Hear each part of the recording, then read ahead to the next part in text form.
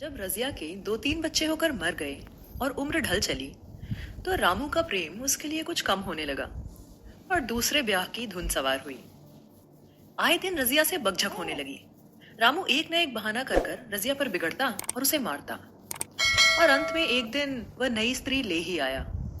इसका नाम था दासी। चंपई रंग था, बड़ी बड़ी आंखें, जवानी की उम्र। पीली कुशांगी रजिया भला इस नव यौवना के सामने क्या जचती। फिर भी वह जाते हुए स्वामित्व को जितने दिन हो सके अपने अधिकार में रखना चाहती थी। तिगरते हुए छप्पर को थूनियों से संभालने की चेष्टा कर रही थी। इस घर को उसने मर मर कर बनाया है, उसे सहज ही नहीं छोड़ सकती। और वह इतनी बेसमझ भी नहीं है कि घर छोड़कर चली जाए और दासी को राज करने दे। एक दिन रजिया ने रामू से कहा, मेरे पास साड़ी नहीं है, जाओ लाकर दो।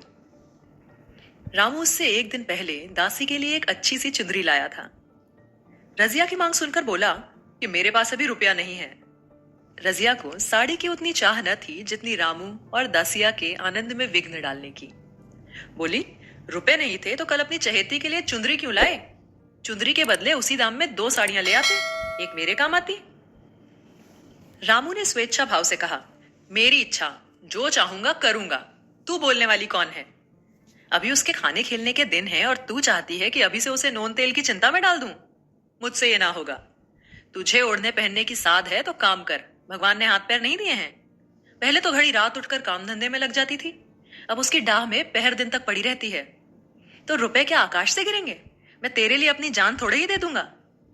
रजिया बोली, तो क्या मैं उसकी लौंडी हूं कि वह रानी की तरह पड़ी रहे और मैं घर का सारा काम करती रहूं? इतने दिनों छाती फाड़ कर काम किया है, उसका यह फल मिला तो अब मेरी बला काम करने आती है। मैं जैसे रखूंगा तुझे वैसे ही रहना पड़ेगा। मेरी इच्छा होगी तो रहूंगी, नहीं तो अलग हो जाऊंगी। तो मर, जो तेरी इच्छा हो कर और मेरा गला छोड़। अच्छी बात है, आज से तेरा गला छोड़ती हूं, समझ लूंगी कि विधवा हो गई। रामू दिल में इतना तो समझता था कि गृहस्थी रजिया की जोड़ी हुई है, चाहे अब उसके रूप में उसके लोचन विलास के लिए आकर्षण ना हो। संभव था कि कुछ देर बाद जाकर वह रजिया को मना लेता, पर दासी भी कूटनीति में कुशल थी। उसने गर्म लोहे पर चोटे जमाना शुरू किया। बोली, आज देवी जी किस बात पर बिगड़ रही थीं?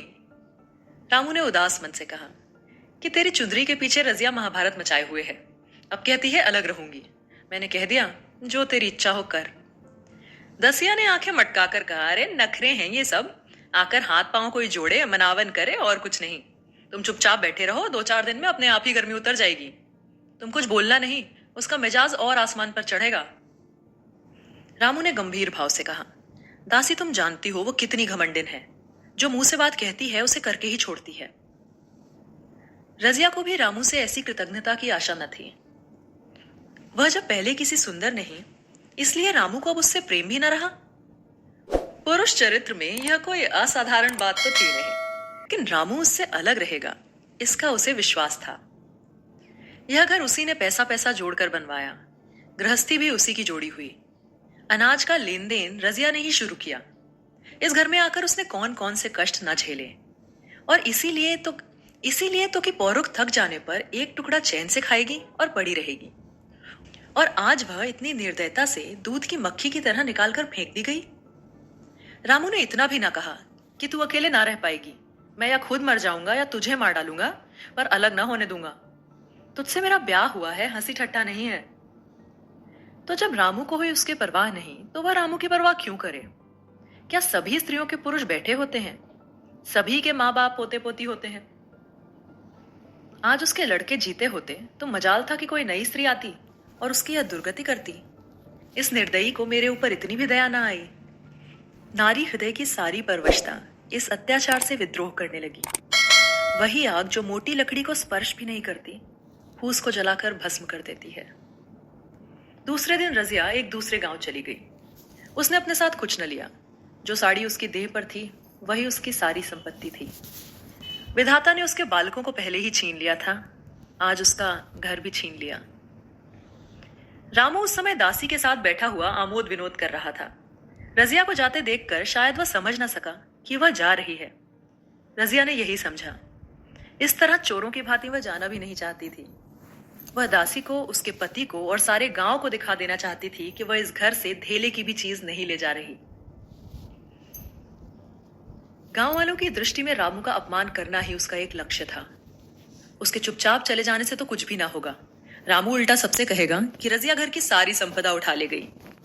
उसने रामू को पुकार कर कहा, संभालो अपना घर, मैं जाती हूं। तुम्हारी कोई भी चीज अपने साथ नहीं ले जा रही।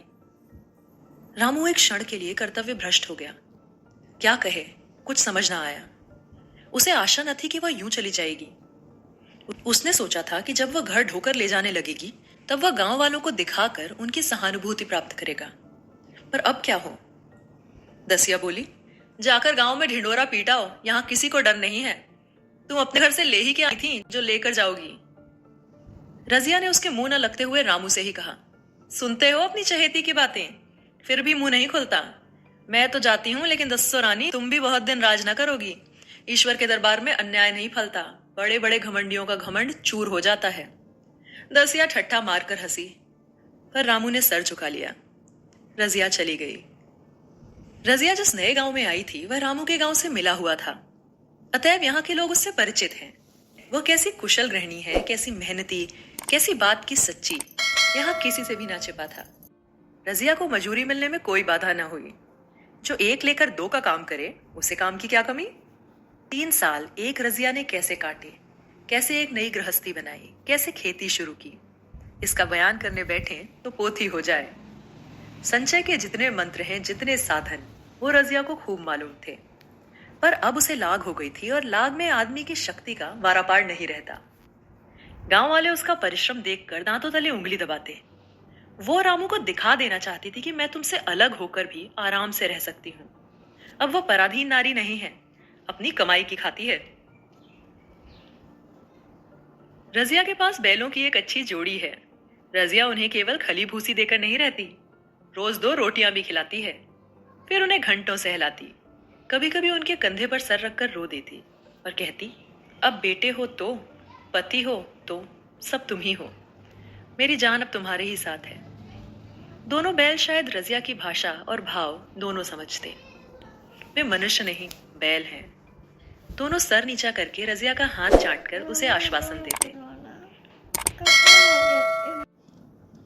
वह उसे देखते ही कितनी प्रेम से उसकी ओर ताकते, कितने हर्ष से कंधा झुलाकर परजुआ रखवाते हैं, और कैसा जी तोड़ काम करते हैं। ये वही लोग समझ सकते हैं जिन्होंने बैलों की सेवा की है और इनके हृदय को अपनाया है। रजिया अब इस गांव की चौधराइन है। उसकी बुद्धि, जो पहले नित्य आधार खोजती रहती थी और स्वच्छंद रूप से अपना विकास न कर सकती थी, अब छाया से निकलकर प्रौढ़ और उन्नत हो गई है। एक दिन रजिया घर लौटी तो एक आदमी ने कहा, तुमने सुना नहीं चौधराइन, रामू तो बहुत बीमार है, सुना 10 लंघन हो गए हैं। रजिया ने उदासीनता से कहा, जूड़ी है क्या? जूड़ी नहीं, कोई दूसरा रोग है। बाहर खाट पर पड़ा है। मैंने पूछा, कैसा जी है रामू? तो रोने लगा। बुरा हाल है, घर में एक भी पैसा नहीं कि दवा दारू करे। दसिया को एक लड़का हुआ है, वह तो पहले भी काम धंधा न करती थी, अब तो लड़कोरी है, कैसे काम करने आए। सारी मार रामू के सर जाती है। रामू और दासी की हीनावस्था अब ईर्ष्या के योग्य नहीं थी, दया के योग्य थी। उसने सोचा, रामू को 10 लंघन हो गए हैं तो अवश्य उसकी दशा अच्छी न होगी। कुछ ऐसा मोटा ताजा तो पहले भी ना था, 10 लंघन ने तो बिल्कुल ही घुला डाला होगा। फिर इधर खेती बाड़ी में भी टोटा ही रहा, खाना पीना भी ठीक से ना मिला होगा। पड़ोस की एक स्त्री ने आग लेने के बहाने आकर पूछा, सुना रामू बहुत बीमार है? अब भाई जो जैसी करेगा वैसा पाएगा। तुम्हें इतनी बेदर्दी से निकाला कि कोई अपने बैरी को भी ना निकालेगा। रजिया ने टोका, नहीं दीदी, ऐसी बात ना थी। वो तो बेचारे कुछ बोले ही नहीं, मैं चली तो सिर झुका लिया था। दसिया के कहने में आकर चाहे वो कुछ कर बैठे हों, पर मुझे कभी कुछ ना कहा। किसी की बुराई क्यों करूं? फिर कौन ऐसा मर्द है जो औरतों के बस में ना हो जाता है? दसिया के कारण उनकी यह दशा हुई है। पड़ोसन ने आग न मांग मुंह फेर कर चली गई। रजिया ने कलसी और रस्सा उठाया और कुएं पर पानी खींचने गई। बैलों को सानी पानी देने की बेला आ गई थी, पर उसकी आंखें उस रास्ते की ओर लगी हुई थीं जो मलसी या रामू के गांव की ओर जाता था। कोई उसे बुलाने अवश्य आ रहा होगा। नहीं, बिना बुलाए कैसे जा सकती है? लोग कहेंगे, आखिर दौड़ी आई ना। मगर रामू तो अचेत पड़ा होगा, 10 लंघन थोड़े ना होते। उसके देह में था ही क्या? फिर उसे कौन बुलाएगा? दसिया को क्या गरज पड़ी है? कोई दूसरा घर कर लेगी, जवान है, 100 गाहक निकल आएंगे। अच्छा, वह आ तो रहा है। हाँ, आ रहा है। कुछ घबराया सा जान पड़ता है। कौन है यह आदमी? इसे तो कभी मलसी में नहीं देखा। मगर उस वक्त से मलसी गई भी तो नहीं है। 2-4 नए आदमी आकर बसे तो होंगे। बटोही चुपचाप कुएं के पास से निकला। रजिया ने कलसी जगत पर रख दी और उसके पास जाकर बोली, रामू महतो ने भेजा है तुम्हें? अच्छा तो चलो, मैं तुम्हारे साथ चलती हूँ। नहीं, अभी कुछ देर लगेगी, बैलों को सानी पानी देनी है, दिया बत्ती करनी है। तुम्हें रुपए दे दूं, जाकर दसिया को दे आना, कह देना कि कोई काम हो तो बुला भेजें। बटोही रामू को क्या जाने, किसी दूसरे गांव का रहने वाला था। पहले तो चकराया, फिर समझ गया। चुपके से रजिया के साथ चला गया और रुपए लेकर लंबा हुआ। चलते चलते रजिया ने पूछा कि अब क्या हाल है उनका। बटोही ने अटकल से कहा कि अब कुछ संभल रहे हैं। दसिया बहुत रो धो तो नहीं रही थी? रोती तो नहीं थी। वो क्यों रोएगी, मालूम होगा पीछे। बटोही चला गया तो रजिया ने बैलों को सानी पानी दिया, पर मन रामू की ओर ही लगा हुआ था। स्नेह स्मृतियां छोटी छोटी तारिकाओं के भांति मन में उदित होती जाती। एक बार जब वह बीमार पड़ी थी तो उसे यह बात याद आई। 10 साल हो गए हैं। कैसे दिन रात रामू उसके सिराने बैठा रहा था, खाना पीना तक भूल गया था। उसके मन में आया कि क्यों ना चलकर देख ही आवे। कोई क्या कहेगा, किसका मुंह है जो कुछ कहे। चोरी थोड़े ही ना करने जा रही है, उसी आदमी के पास जा रही है जिसके साथ 15-20 साल रही। दसिया नाक से कोड़ेगी, पर उसे उससे क्या। रजिया ने किवाड़ बंद किए, घर मजूर को सहेजा और रामू को देखने चली, कांपती, झिझकती, क्षमा का दान लिए हुए। रामू को थोड़े ही दिन में मालूम हो गया था कि उसके घर की आत्मा निकल गई, और वह चाहे कितना ही जोर करे, कितना ही सर खपाए, अब उसमें स्फूर्ति नहीं आ सकती। दासी सुंदरी थी, शौकीन थी और फूहड़ थी। जब पहला नशा उतरा तो ठाए ठाए शुरू हुई। खेती की उपज कम होने लगी और जो होती भी वह ऊट पटांग खर्च होती। ऋण लेना पड़ता था। इसकी चिंता और शोक में उसका स्वास्थ्य बिगड़ने लगा। शुरू में कुछ परवाह न की, परवाह करके भी क्या होता, घर में पैसे तो थे ना। अताइयों की चिकित्सा ने बीमारी की जड़ और मजबूत कर दी और आज 10-12 दिन से उसका दाना पानी छूट गया। मौत के इंतजार में खाट पर पड़ा कराह रहा था। और अब वह दशा हो गई थी कि जब हम भविष्य से निश्चिंत होकर अतीत में विश्राम करते हैं, जैसे कोई गाड़ी आगे का रास्ता बंद पाकर पीछे लौटे। रजिया को याद करके वह बार बार रोता और दासी को कोसता, तेरे ही कारण मैंने उसे घर से निकाला। वह क्या गई, लक्ष्मी चली गई। मैं जानता हूं कि आज भी बुलाऊं तो दौड़ी आएगी, लेकिन बुलाऊं किस मुंह से। एक बार आ जाती और अपने आप अपराध क्षमा कर देती तो मैं खुशी से मरता, और कोई लालसा नहीं है। सहसा रजिया ने आकर उसके माथे पर हाथ रखते हुए पूछा, कैसा जी है तुम्हारा? मुझे तो आज ही हाल मिला। रामू ने सजल नेत्रों से उसकी ओर देखा, पर कुछ कह न सका। दोनों हाथ जोड़कर उसे प्रणाम किया, पर हाथ जुड़े ही रह गए और आंखें उलट गईं। लाश घर में पड़ी थी। रजिया रोती थी, दसिया चिंतित थी। घर में रुपए का नाम नहीं। लकड़ी तो चाहिए थी, उठाने वाले भी जलपान करेंगे। कफन के बगैर लाश कैसे उठेगी? 10 से कम का खर्च ना था। यहां घर में 10 पैसे भी ना थे। डर रही थी कि आज गहन आफत आई। ऐसे कीमती भारी गहने भी कौन थे? किसान की बिसात क्या, 2-3 नग बेचने से 10 मिल जाएंगे। मगर और हो ही क्या सकता है। उसने चौधरी के लड़के को बुलाकर कहा कि देवर जी, यह बेड़ा कैसे पार लागे। गांव में कोई धेले का भी विश्वास करने वाला नहीं है। मेरे गहने हैं, चौधरी से कहो इन्हें गिरव रखकर आज का काम चलाएं, फिर भगवान मालिक है। रजिया से क्यों नहीं मांग लेती भाभी? सहसा रजिया आंखें पोंछती हुई आ निकली। कान में भनक पड़ी, पूछा, क्या है जोखू, क्या सलाह कर रहे हो? अब मिट्टी उठाओगे कि सलाह की बेला है? हाँ, उसी का सरजाम कर रहा हूं। रुपए पैसे तो यहां होंगे नहीं, बीमारी में खर्च हो गए होंगे। इस बेचारी को तो बीच मझधार में लाकर छोड़ दिया। तुम लपक कर उस घर चले जाओ भैया, कौन दूर है। कुंजी लेते जाओ, मजूर हो तो कहना कि भंडार से 50 रुपए निकाल दें। कहना ऊपर की पटरी पर रखे हैं। वह तो कुंजी लेकर उधर गया। इधर दसिया रजिया के पैर पकड़कर रोने लगी। बहनापे के ये शब्द उसके हृदय में बैठ गए।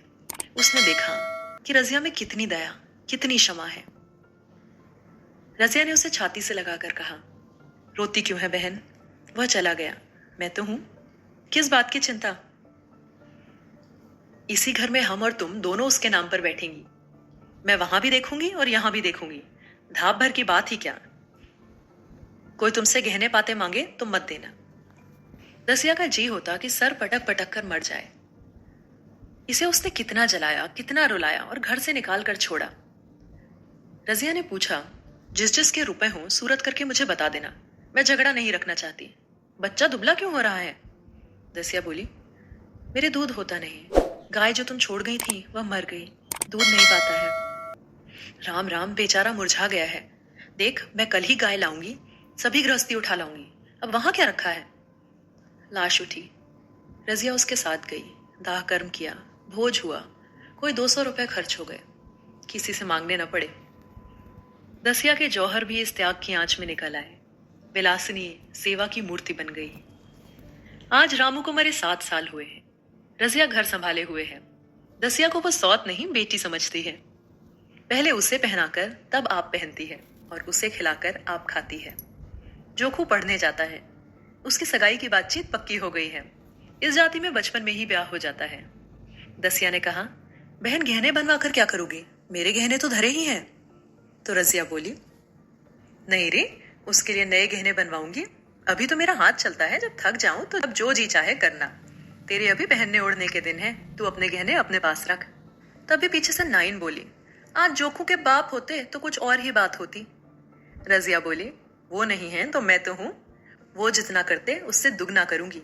जब मैं मर जाऊं तब कहना कि जोखू का बाप नहीं है।